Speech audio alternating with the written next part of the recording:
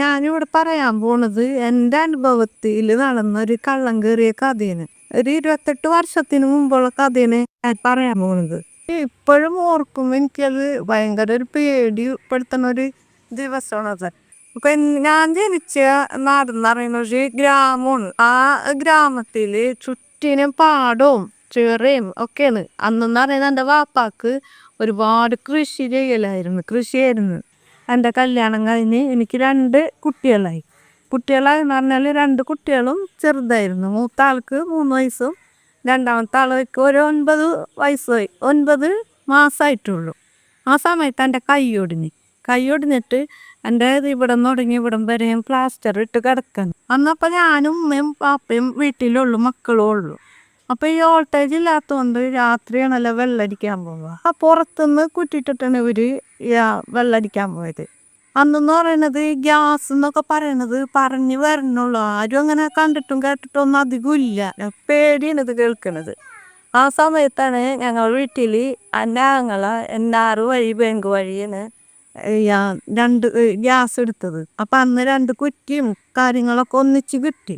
നമുക്ക് നിന്നിട്ടും ഒന്നല്ല. അപ്പം അന്ന് അപൂർവമാണ് ഈ ഗ്യാസ് എന്ന് പറയുന്നത്. അപ്പോൾ ഉമ്മയും ബാപ്പയും പുറത്ത് കുറ്റിയിട്ട് പോയി. കാരണം എനിക്കകത്ത് കുറ്റിയിട്ട് കഴിഞ്ഞാൽ ഇവർ വന്ന് വിളിക്കുമ്പോൾ എനിക്ക് തുറന്ന് കൊടുക്കാൻ പറ്റൂല. എൻ്റെ കൈ അത്രയും ഒടിഞ്ഞ് ഓപ്പറേഷൻ കഴിഞ്ഞ് പ്ലാസ്റ്റർ ഭയങ്കരമായിട്ടിട്ട് എനങ്ങാൻ പറ്റാത്തൊരു രൂപത്തിൽ കിടക്കുന്നു. പിള്ളേർ എണീറ്റാൽ പോലും എനിക്ക് എടുക്കാൻ പറ്റൂല. അങ്ങനെ ഇവർ കുറേ നേരം കഴിഞ്ഞ് വെള്ളമൊക്കെ അടിച്ച് കഴിഞ്ഞ് വീട്ടിൽ വന്ന് ഒരു വാതിലിറന്ന് കയറി പുറത്തെ റൂമിൽ കയറുമ്പോൾ ടോർച്ച് കാണില്ല. ടോർച്ച് കാണാണ്ടായപ്പോൾ ഇവർ ആകെ വിഷമിച്ചല്ലോ, ടോർച്ച് അവിടെ പോയാവോ, ആരെടുത്തുണ്ടായാവോ അങ്ങനെ വിചാരിച്ച് ഇരുന്നത്. അങ്ങനെ ടോർച്ച് പോയി. അപ്പോൾ ഇവർക്ക് മനസ്സിലായി ആരോ വെള്ളം അടിക്കുന്നത് കണ്ടപ്പോൾ ആരോ ചിറ്റി വന്നിട്ട് സംഭവം ടോർച്ച് എടുത്തുകൊണ്ടുപോയിട്ടുണ്ടെന്ന്. അത് കഴിഞ്ഞ് പിന്നെ ഇവർ കിടന്നുറങ്ങി നേരം വെളുത്ത് 2 ദിവസം കഴിഞ്ഞിട്ടൊക്കെയാണ് നമ്മളെ ഗ്യാസ് തീർന്ന്, ഒരു കുറ്റി തീർന്ന് വേറെ കുറ്റി എടുക്കാൻ ചെന്ന് നോക്കുമ്പോൾ ഗ്യാസും കുറ്റിയും ഇല്ല. അങ്ങനെയാണ് ആകെ ഇതായി പോയത്. കാരണം ഈ ഗ്യാസും കുറ്റി ഈ ടോർച്ച് മാത്രം എടുത്തുകൊണ്ട് പോയി എന്നാണ് നമ്മളെ ഇത്. ഗ്യാസും കുറ്റി ഒന്നും നോക്കിയിട്ടില്ല, അങ്ങനെ കിടന്നുറങ്ങിയല്ലോ എല്ലാവരും. ഇപ്പോൾ നമ്മൾ ഇന്നത്തെ പോലെ അല്ലല്ലോ, ഭയങ്കര പേടിയാണ്. നിറച്ച കുറ്റിയൊക്കെ ഞങ്ങൾക്ക് അടുക്കളയിലും ഇവിടെയൊക്കെ വെക്കാൻ. അപ്പോൾ പുറത്തെ റൂമിൽ തന്നെയാണ്, വേറൊരു റൂമിലാണ് ഉള്ളിലായിട്ട് തന്നെ വെച്ചിരുന്നത്. അതും ഇല്ല. അപ്പോഴാണ് ആകെ വിഷമായി പോയത്. കാരണം ഇവർ പുറത്ത് വെള്ളമടിക്കുന്ന ഒരാളില്ല, വലിയ പറമ്പാണ്. അതിൻ്റെ നടുക്കലാണ് ഈ ഒരു വീട്. കരഞ്ഞാൽ പോലും ആരും അറിയില്ല, അങ്ങനത്തെ ഒരു ഇതായിരുന്നു. ഈ സംഭവം പിന്നെ എല്ലാവരും അറിഞ്ഞ് എല്ലാവരും പറഞ്ഞ് കേസ് കൊടുക്കുക, അങ്ങനെയാണ് ഇങ്ങനെയെന്നൊക്കെ പറഞ്ഞ്. കേസ് കൊടുത്തോ ഇല്ലെന്ന് എനിക്ക് അറിഞ്ഞൂടെ, ഓർമ്മയില്ല അതൊന്നും. കേസ് കൊടുക്കാന്നൊക്കെ പറഞ്ഞ് അങ്ങനെ നിന്ന്. പക്ഷെ ഈ ടോർച്ചും പോയി, ഗ്യാസും കുറ്റിയും പോയി. പക്ഷെ വേറൊരു സംഭവമുണ്ട്. എൻ്റെ ശരീരത്തും എൻ്റെ മക്കളെ ശരീരത്തും ഇഷ്ടംപോലെ സ്വർണ്ണം ഉണ്ടായി. മോളെ കഴുത്തില് മാല, പാദസരം, വള. അന്നൊക്കെ അങ്ങനെ കുട്ടികൾക്ക് സ്വർണ്ണമൊക്കെ ഇട്ട് കൊടുക്കുമല്ലോ നല്ലോണം. ഇന്നത്തെ കൂടുതൽ അന്ന് ഇടുന്നു. ഇപ്പം പേടിയാണ്, അന്ന് അങ്ങനെ പേടിയില്ല. മോൻ്റെ കാലുമ്മ തള, മാല എല്ലാം ഉണ്ടായി.